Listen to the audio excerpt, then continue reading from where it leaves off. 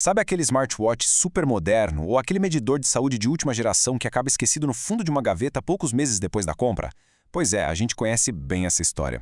Boas-vindas a esta análise onde o foco principal vai ser mergulhar em um estudo simplesmente fascinante da UCLA. Essa pesquisa meio que resolve de vez o mistério de por que tantos dispositivos vestíveis falham em criar mudanças reais na nossa saúde. E o mais importante de tudo, o que a gente pode fazer para consertar isso. Para começar a entender toda essa dinâmica, a gente precisa falar sobre uma frustração enorme e super comum. Por que é tão frequente investir um dinheirão em um aparelho para monitorar a saúde e, sei lá, meses depois, simplesmente perder o interesse e parar de usar? É um padrão de comportamento que tem deixado os especialistas em saúde pública quebrando a cabeça já faz um bom tempo.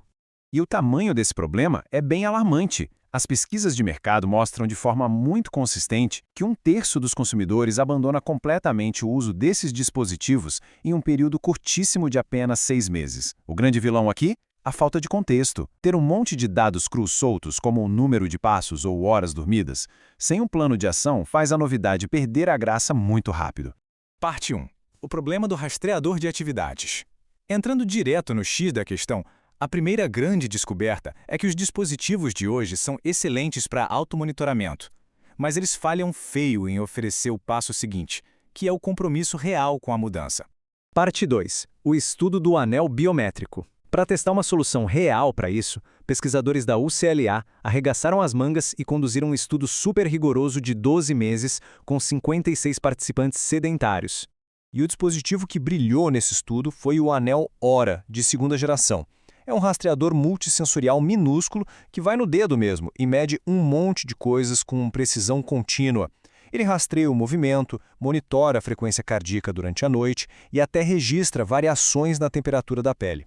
A metodologia rolou de forma super estruturada ao longo de um ano inteirinho. Começou com um mês só para coletar a linha de base, sem fazer nada diferente. Depois uma fase inicial de 3 meses, que é onde a intervenção começa. Em seguida, rolou uma divisão crítica no grupo principal, até chegar na análise final, lá na marca de 12 meses. Mas antes de olhar para os resultados, a gente precisa entender uma métrica fundamental, chamada latência do início do sono. Basicamente, é o tempo que a pessoa demora para apagar depois que deita na cama. Isso é crucial, porque demorar mais de 20 minutos para pegar no sono já é considerado o limite perigoso da insônia clínica. A segunda métrica vital aqui é a variabilidade da frequência cardíaca, ou VFC. É um número importantíssimo sobre a nossa recuperação. Pensa nisso como se fossem os amortecedores de um carro numa estrada super esburacada. Uma VFC mais alta significa que o corpo está lidando super bem com o estresse e restaurando o seu próprio equilíbrio muito mais rápido.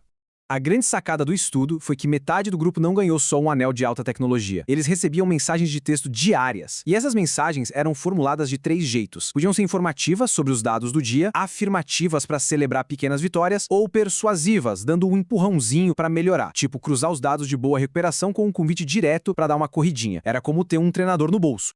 Parte 3. A transformação de 3 meses.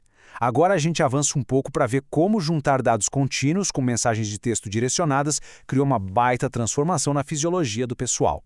A divisão foi bem drástica. O grupo de controle só usou o anel e recebeu mais dicas genéricas de saúde uma vez por semana. Já o grupo de intervenção usou o anel e recebia aquelas mensagens de texto diárias baseadas exatamente nas métricas pessoais que o anel coletou na noite anterior. O nível de personalização era absurdo.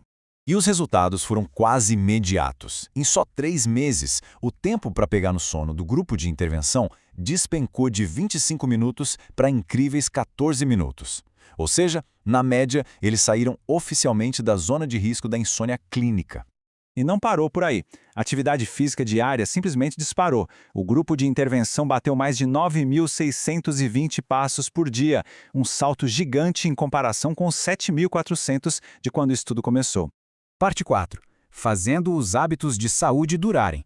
A melhoria de curto prazo foi um sucesso evidente, mas a parte mais intrigante dessa análise é o que rolou depois, para saber se esses novos hábitos iam realmente se sustentar sozinhos. Exatamente na marca de 3 meses, teve uma baita reviravolta. Os pesquisadores pegaram aquele grupo de intervenção de sucesso e cortaram as mensagens pela metade. Uma parte continua recebendo os textos diários e a outra parte simplesmente parou de receber. Foi o teste definitivo sobre a força do hábito. Os resultados depois de um ano inteiro são de cair o queixo. O grupo de longo prazo, que continuou com o feedback, voou nas métricas e só melhorou. O grupo de controle estagnou completamente. Fica muito evidente que esse acompanhamento contínuo faz uma diferença formidável. Mas o detalhe mais fascinante é que o grupo que perdeu o coaching de curto prazo não voltou para a estaca zero. Contra todas as expectativas, eles conseguiram manter grande parte das melhorias, segurando a latência do sono sempre abaixo de 20 minutos pelo resto do ano. Isso prova que um empurrão inicial forte tem o poder real de criar hábitos que duram. Parte 5. O veredito final. Juntando toda essa montanha de dados, a conclusão do estudo dá um direcionamento super claro sobre como a gente deveria usar a tecnologia vestível daqui para frente. A conclusão é taxativa. A tecnologia vestível não faz milagres sozinha. O estudo mostra que usar o aparelho junto com a educação personalizada, incentivo e feedback contínuo provoca uma mudança infinitamente maior do que só colocar um relógio no pulso e esperar a mágica acontecer. Para fechar nossa análise, fica uma provocação para a gente refletir. Os nossos dados pessoais de saúde servem só para a gente olhar e achar legal numa tela de celular ou já existem sistemas reais para transformar isso em ações diárias? Coletar dados é o primeiro passo, com certeza, mas saber exatamente o que fazer com eles, bom, é isso que realmente muda o jogo.